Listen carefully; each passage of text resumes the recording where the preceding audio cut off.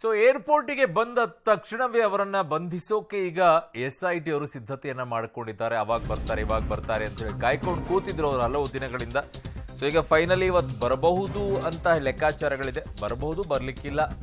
So ಅದೆಲ್ಲವೂ ಕೂಡ ಇನ್ನು 1 ಗಂಟೆ 2 ಗಂಟೆ ಅಷ್ಟೊತ್ತಿಗೆ ಗೊತ್ತಾಗುತ್ತೆ. ಏರ್ಪೋರ್ಟ್ ನಲ್ಲಿ SIT ಟೀಮ್ ಕಣ್ಗಾವಲನ್ನ ಇಟ್ಕೊಂಡಿದೆ. ದೇವನಹಳ್ಳಿ ವಿಮಾನ ನಿಲ್ದಾಣದಲ್ಲಿ ಪೊಲೀಸ್ ಅಲರ್ಟ್ ಕೂಡ ಮಾಡ್ಕೊಂಡು ಇಟ್ಕೊಂಡಿದ್ದಾರೆ. ಏರ್ಪೋರ್ಟ್ ನಲ್ಲಿ ಪ್ರಜ್ವಲ್ ರೇವಣ್ಣ ಅರೆಸ್ಟ್ ಆಗ್ತಾರಾ ಅಂತಂದ್ರೆ ಡೆಫಿನೆಟ್ಲಿ ಆಗ್ತಾರೆ. ಕಾರಣ ಇಷ್ಟೇ, ಅವರ ಮೇಲಿರುವಂಥದ್ದು 3 ಅತ್ಯಾಚಾರ ಪ್ರಕರಣಗಳು ದಾಖಲಾಗಿರೋದು. ಹಾಗಾಗಿ ನಾನ್ ಬೇಲೇಬಲ್ ಸೆಕ್ಷನ್ಸ್ಗಳನ್ನು ಹಾಕಲಾಗಿದೆ. ಎನಿ ಕಂಡೀಷನ್ ಅವರನ್ನು ಅರೆಸ್ಟ್ ಮಾಡಿಕೊಂಡೇ ಕರ್ಕೊಂಡು ಹೋಗ್ತಾರೆ. ಬೇಲ್ ಅಂತ ಸಿಗುವಂಥದ್ದು ಅಂತೂ ಈಗಿಲ್ಲ. ನನ್ನ ಸಹೋದ್ಯೋಗಿ ರಾಘು ನನ್ನ ಸಂಪರ್ಕಕ್ಕೆ ಸಿಗ್ತಾ ಇದ್ದಾರೆ. ರಾಘು, ಏನೆಲ್ಲ ಅಪ್ಡೇಟ್ಸ್ಗಳು ಬರ್ತಾ ಇದೆ? ಈಗ ವಿಮಾನ ನಿಲ್ದಾಣದಲ್ಲೇ SIT ಅಧಿಕಾರಿಗಳು ಕಾಯ್ಕೊಂಡು ಕೂತಿದ್ದಾರೆ. ಅವಾಗ ಬರ್ತಾರೆ, ಇವಾಗ ಬರ್ತಾರೆ ಅಂತೇಳಿ ಹಲವು ಕಡೆಗಳಲ್ಲಿ, ಬೆಂಗಳೂರಿನ ಏರ್ಪೋರ್ಟ್ ಆಯಿತು, ಮಂಗಳೂರಿನ ಏರ್ಪೋರ್ಟ್ ಆಯಿತು, ಕಾಯ್ಕೊಂಡು ಕೂತಿದ್ರು. ಬಟ್ ಕಂಟಿನ್ಯೂ ಆಗಿದೆ ಅಥವಾ ಇವತ್ತು ಮತ್ತೆ SIT ಅಧಿಕಾರಿಗಳು ಹೋಗಿದ್ದಾರೆ ಅಲ್ಲಿಗೆ? ಖಂಡಿತವಾಗಿಯೂ ಅರುಣ್, ಈಗಾಗಲೇ SIT ಅಧಿಕಾರಿಗಳ ತಂಡ ಬೆಂಗಳೂರು ವಿಮಾನ ನಿಲ್ದಾಣದಲ್ಲಿ ಬೀಡು ಬಿಟ್ಟಿದ್ದಾರೆ. ಪ್ರಮುಖವಾಗಿ ಯಾವಾಗ ಪ್ರಜ್ವಲ್ ರೇವಣ್ಣ ಅವರು ಬರ್ತಾರೆ ಅನ್ನುವಂಥ ಒಂದಷ್ಟು ಮಾಹಿತಿಗಳು ಹರಿದಾಡಲಿಕ್ಕೆ ಶುರುವಾಯಿತು. ಆ ಬೆನ್ನಲ್ಲೇ ಅಧಿಕಾರಿಗಳ ತಂಡ ಕೂಡ ಬಂದಿರುವಂಥದ್ದು.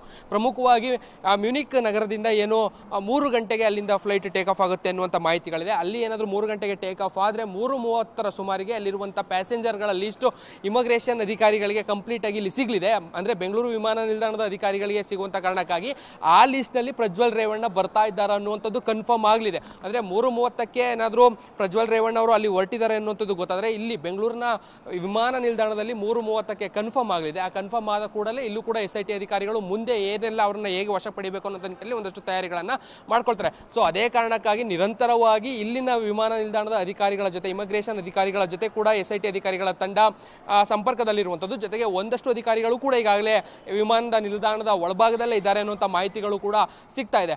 ಬಹಳ ಪ್ರಮುಖವಾಗಿ ಬ್ಲೂ ಕಾರ್ನರ್ ನೋಟಿಸ್ ಅನ್ನು ಹೊರಡಿಸಿದಂತಹ ಬೆನ್ನಲ್ಲೇ ಪ್ರಜ್ವಲ್ ರೇವಣ್ಣ ಅವರು ಬರ್ತಾರೆ. ಬಂದ ನಂತರದಲ್ಲಿ ಅವರನ್ನ ಅರೆಸ್ಟ್ ಮಾಡಬೇಕು ಅನ್ನುವಂಥ ನಿಟ್ಟಿನಲ್ಲೂ ಕೂಡ ಕಳೆದ 2 ಬಾರಿ ಅವರ ಏನೋ ಅಟೆಂಪ್ಟ್ ಅನ್ನು ಮಾಡಲಾಗಿತ್ತು. ಬರ್ತಾರೆ, ಜೊತೆಗೆ ಬೇಕಾದಂಥ ಸಿದ್ಧತೆಗಳನ್ನು ಮಾಡ್ಕೊಳ್ಬೇಕು ಅನ್ನುವಂಥ ನಿಟ್ಟಿನಲ್ಲಿ ಮಂಗಳೂರು ಏರ್ಪೋರ್ಟ್ ಆಗಿರ್ಬೋದು, ಬೆಂಗಳೂರು ಏರ್ಪೋರ್ಟ್ ಎರಡೂ ಕಡೆ ಮಾಡ್ಕೊಂಡಿದ್ರು. ಅದೇ ನಿಟ್ಟಿನಲ್ಲಿ ಇವತ್ತು 15ನೇ ತಾರೀಕು ಈಗಾಗಲೇ ರಿಟರ್ನ್ ಟಿಕೆಟ್ ಬುಕ್ ಆಗಿದಂಥ ಕಾರಣಕ್ಕಾಗಿ ಇವತ್ತು ವಾಪಸ್ ಬರ್ಬೋದು ಅನ್ನುವಂಥ ಒಂದಷ್ಟು ಸೂಚನೆಗಳು ಸಿಕ್ಕಿದ ಬೆನ್ನಲ್ಲೇ ಅಧಿಕಾರಿಗಳು ಈಗಾಗಲೇ ಬೇಕಾದಂಥ ತಯಾರಿಗಳನ್ನು ಮಾಡ್ಕೊಳ್ತಾ ಇದ್ದಾರೆ. 3:30ಕ್ಕೆ ಕನ್ಫರ್ಮ್ ಆಗಿ ಅವರು ಅಲ್ಲಿಂದ ಹೊರಟಿದ್ದಾರೆ ಅನ್ನುವಂಥ ಮಾಹಿತಿ ಸಿಕ್ಕಿದ ನಂತರದಲ್ಲಿ ಮುಂದುವರೆದ ಭಾಗವಾಗಿ ಏನೆಲ್ಲ ತಯಾರಿಗಳು ಬೇಕೋ ಅದನ್ನು ಮಾಡ್ಕೊಳ್ಳುವಂಥ ಸಿದ್ಧತೆಗಳನ್ನ ಕೂಡ ಇಲ್ಲ ಅಧಿಕಾರಿಗಳು, SIT ಅಧಿಕಾರಿಗಳು ಮಾಡ್ಕೊಂಡಿರುವಂಥದ್ದು. ಅರುಣ್.